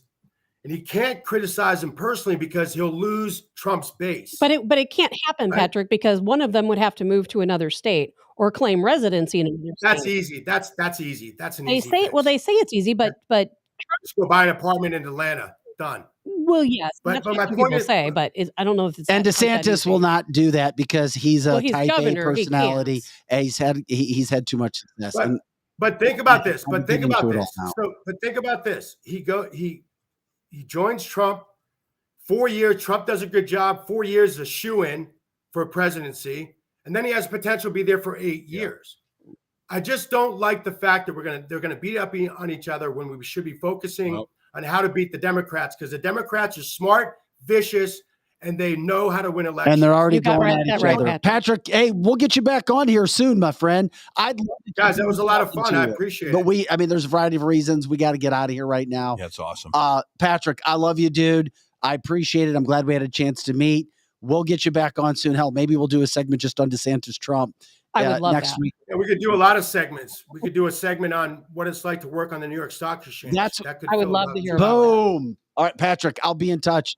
Guys, thanks a lot. It was a lot of fun. Appreciate it. All right, guys. Cheers. Thanks for joining us for Cancel This Show today. For Scotty Gherkin, Lizzie Sparks, Eric Johnson, Tab the Hassle. I'm Vic Faust, guys.